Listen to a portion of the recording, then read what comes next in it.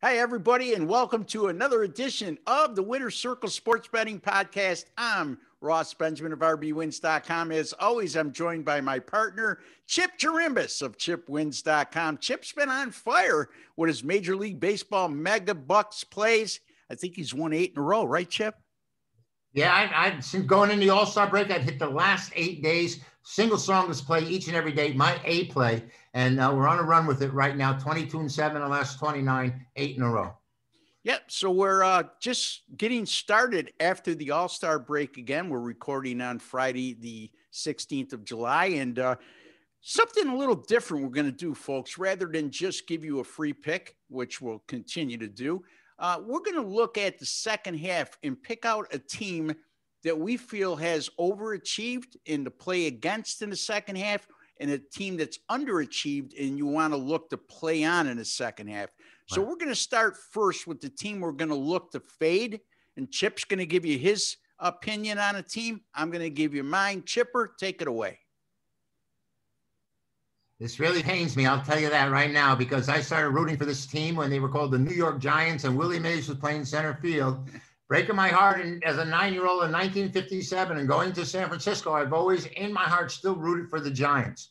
I still have New York Giant baseball hats and San Francisco Giant baseball hats, but 25 games over 500 at this point of the season. Who anticipated that? I don't know if they can keep this up, Ross. Their pitching has been outstanding. Gausman, they've had Alex Wood fill in tremendous. What do you say? DeScalfani has been great, and Johnny Cueto. That's quite a staff. They got a 3.26 ERA with Posey back playing the way he is. I mean, he's had an MVP season. They're scoring runs. They got the #1 run differential in baseball, and I don't know if they can keep that up. So I would look to fade the Giants, as sad as it would be for me, because I probably expect the Dodgers and the Padres to emerge a little bit in the West. And maybe, I just think the Giants are going to struggle in the second half. I'm not rooting for that to happen. This is just a matter of numbers. Yeah. And you're right. I was talking about that with Ellie Burns the other day on Morning Wood. The Giants, as impressive as they've been. Look, I agree with you, Chip. I don't think that they're going to fall out of the playoff race. I think there'll be a wild card team when it's all said and done. But to continue to win at the pace they're winning at is really hard to comprehend, especially when you got guys. You mentioned DeScalfani. I mean, this is a guy who's having a career year right now, and I don't know if he's going to be able to continue to do that.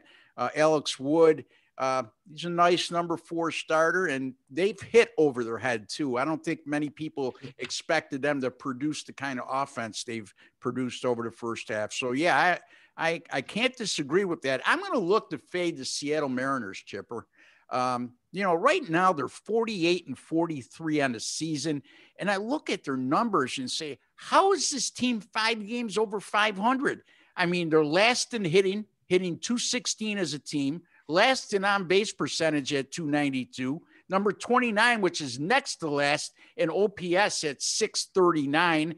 And offensively, they're just anemic, but yet they continue to win, and their pitching isn't at what you would call lights out pitching. I mean, try to name 5 starters in that starting rotation right now. And if you're not from the Pacific Northwest, you probably can't. Yeah. And you know what I'm saying? So this is also a team, the luck differential. What I mean by that is when you take their run differential, which they're minus 0.5 runs per game, and yet they're 5 games over 500. Right now, when you use that formula that Baseball Reference uses, they're 8 games better than their run differential should be. In other words, what the run differential is, they're playing about 8 games better than they normally would with that kind of run differential. And I just can't see that being sustainable. So I'm going to look to fade the Seattle Mariners in the second half. Now, that doesn't mean that me and Chip are going to fade the Giants and the Mariners every game they play down the stretch, but look for certain situations. And I think you're going to get some very favorable betting value by playing against them in certain spots coming down the second half of the season. Now, how about a team that we feel that's underachieved, Chip, and probably is going to be a nice play on in the second half? I'll start with you. I few choices here. Atlanta, of course, I think more was expected of them, but their injuries have really been overwhelming. So I don't know if they are going to have enough to come back in the second half. Everyone's been disappointed with the Yankees play, and I understand that. And I don't know if they're good enough. I see them fundamentally; they're not sound. They got holes. They don't play good baseball. And when you rely on the long ball, and you can get 14 walks in a game and still not scoring double figures, you're in trouble. So I don't know if they can come back. The team I'm looking for to rebound in the second half has won their division the last 3 years. Minnesota Twins, who were at one time 15 games under 500. They won the last 4 games before the All-Star break. They swept Detroit 4 straight. They're now 39-50. They've got Kenta Maeda. We know Barrios is a hurler, and they had this young kid named, what's her name, Bailey Ober. Are you familiar with? Yes. And so I'm looking for some positive things out of Minnesota in the second half. They were dreadful at the plate. They were a team that led the majors in homers and set all kinds of home run records 2 years ago. And now, it's a pop up the short. So maybe in the second half, they'll come alive. I think that was my choice because when I looked at them, I thought they were much better than they were. I thought they had more potential to come back. They have a longer way to come than do the Yankees and the Braves, who are at 500. And maybe that's why, because it's probably easier for them to sneak up on people than Atlanta and New York.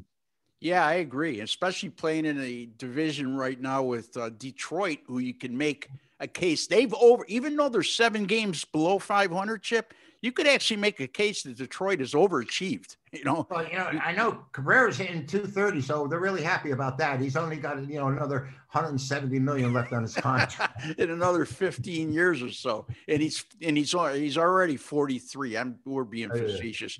And Kansas City, who's not been very good at all this season either, so they're in a division where they got to start winning those games against Detroit and Kansas City to start with. If they could hold serve against the White Sox, I can't disagree. Minnesota, and you're going to catch them at a lot of underdog prices in the second half as well. So very good points, Chip. I'm going to look to use the Toronto Blue Jays. And I know that the Blue Jays get a lot of ink for all their young players, but look, they're only 3 games over 500 at 45-42. And I think that they're going to be a lot better. You got to remember, they're 45-42, and they really haven't played a true home game all year. They're going to go back to the Rogers Center, I believe, sometime this month. They've been playing all their home games in Buffalo and in their minor league facility in Florida. So they've been at a distinct disadvantage, yet they continue to play okay at 3 games over 500. You look at their offensive numbers, Chip. Number 2 in home runs with 130, number 5 in runs scored, number 2 OPS, number 3 in hits, number 1 in slugging percentage, and number 6 in on-base percentage. And it all comes down to pitching with them. So Robbie Ray looks like he's having a fantastic year. And I always thought he was a bit of an underrated pitcher, but he's certainly proven to be this year.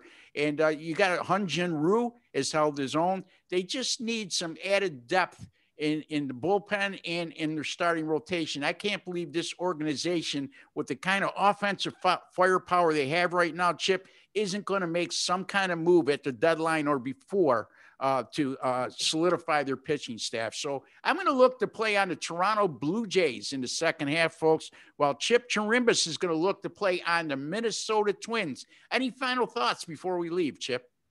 Yeah, I'm wondering what the reaction of the Blue Jays when they return to Rogers Center is going to be, because it's been 2 years they haven't played a home game, and that was a great point you made. They're at 43 games over 500, and they haven't played a home game in 2 years. So it's going to be interesting the second half of the season to see what they do. You can find Chip at chipwins.com. Again, folks, Chip has hit 8 megabuck plays in a row, which is equivalent to his best bets in Major League Baseball. Myself, again, 19-7 on the year with my MLB 10-star top plays, including winning my last 5. rbwins.com. You can find me on both sites, folks. You pay a little to make a lot. Until the next time, for Chip Chirimbus, I'm Ross Benjamin. Good luck and God bless.